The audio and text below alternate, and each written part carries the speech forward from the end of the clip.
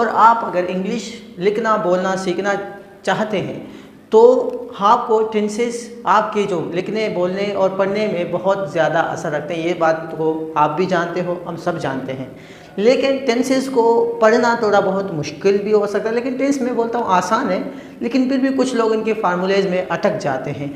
तो आपने अगर ये फार्मूले नहीं आते हैं और आपको इनकी उर्दू की पहचान नहीं आती है तो ये सारे वीडियोस हम एक और वीडियो में भी बना चुके हैं, सारी जो हमारी बातें हैं ये भी हम बना चुके हैं और आपकी इस प्लेलिस्ट में आपको मिल जाएंगे। और दूसरे आपको अगर एक टेंस को एक एक अलग अलग पढ़ना है वो भी हम इसी वीडियो के प्लेलिस्ट में बना चुके हैं। और अगर आपने वो वीडियोस नहीं देखे तो आप देख सकते हो। अगर आप जानते हैं टेंसेस को तो छोड़ दीजिएगा। तो आइए इस टेंस को पहले देखते हैं कि ये टेंस क्या है। ठीक है, अब आपके सामने लिखा हुआ है फ्यूचर परफेक्ट कंटिन्यूअस टेंस। ठीक है, फ्यूचर क्या है सबसे पहले हम जानेंगे। हम पहले भी जान चुके हैं, आज फिर भी जानेंगे जो फ्यूचर है वो क्या है।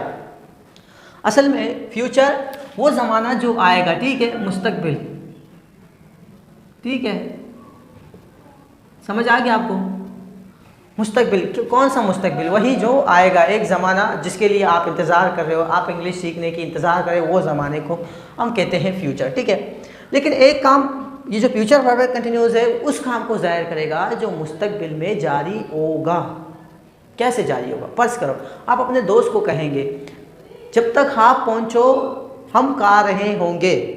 ठीक है, जैसे कि आपने एक केक, बर्थडे केक बुलाई है और आपकी बर्थडे है। अब आप किसी को दोस्त को कहेंगे जब तक आप कटारे गाड़ी से पहुंच जाओ हमारे घर तक तब तक हम केक को खा रहे होंगे।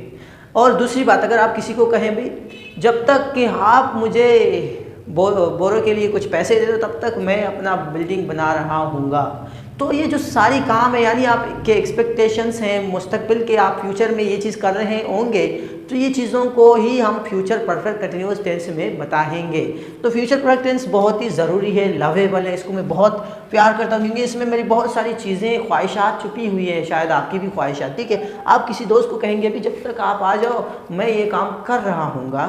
ठीक है, और अगर आप कहीं कर चुका हूँगा वो तो हमारे पास परफेक्ट है। ठीक है, वो भी हम पढ़ चुके हैं। अगर आपने वो नहीं देखे तो वो वीडियोस भी आप देख लेना, आपको समझ आ जाएंगे। और अगर आप जानते हैं तो आज इसको देखते हैं।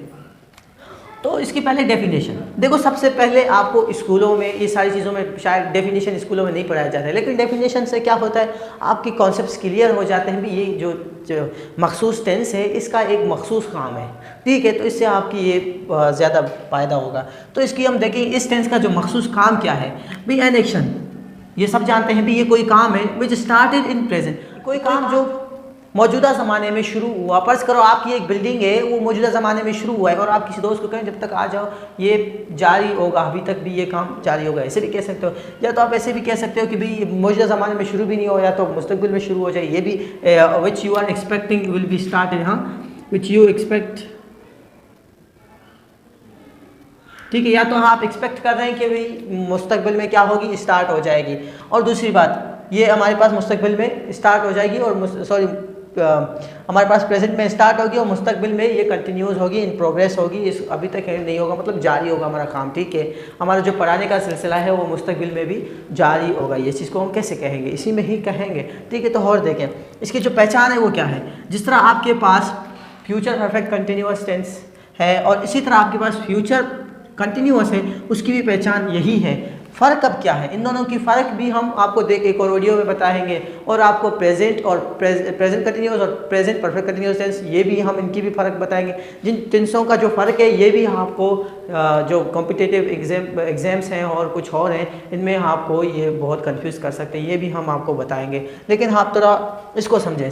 उम्मीद करता हूँ कि आपको समझ आए, लेकिन फिर भी समझ आ गई है तो टेंस अब समझ आ गई है, डेफिनेशन आपको समझ आई है। अब हम इसके ऊपर कुछ जुमले लिखेंगे ताकि आपको समझ आ जाए और याद हो जाए। अब जुमले किस तरह बनाएंगे इंग्लिश में, उर्दू में अगर हम पहले इंग्लिश में बनाएंगे बाद में उर्दू में। ठीक है, तो आपके पास सेंटेंस है। ठीक है, आप कहोगे आई विल, ये तो फ्यूचर का आपके पास हेल्पिंग वर्ब है।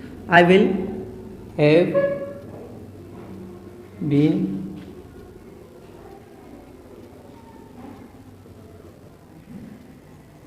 Writing, I will have been writing for you.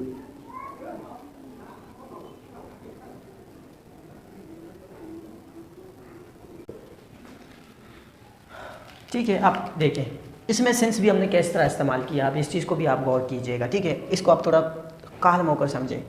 I will have been यानी कि मैं, I will have been writing for you since 2013 यानी जो हमारे 2030 है उस तक भी मैं आपके लिए लिख रहा हूँगा, ठीक है। आप ऐसे भी कह सकते इन 2030 यानी कि 2030 है, ये हमारे पास से उसका सेंस बोल इन 2030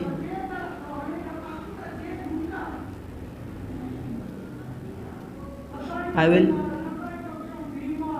हैव बीन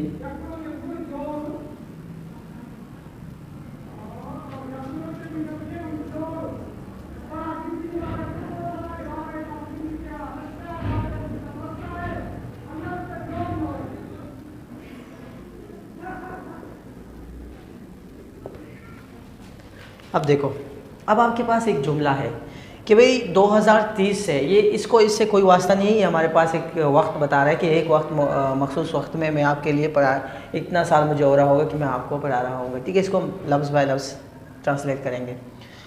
2030 में क्या, 2030 में हाँ, I will have been teaching you for 25 years यानी 2030 होगी, इसमें मैं आपको यानी मुझे 25 साल होंगे मैं आपको पढ़ा रहा हूँगा, ठीक है। मुझे 25 साल होंगे मैं आपको पढ़ा रहा हूँगा, ठीक है, 2030 में, ठीक है। यह आपके लिए ये है।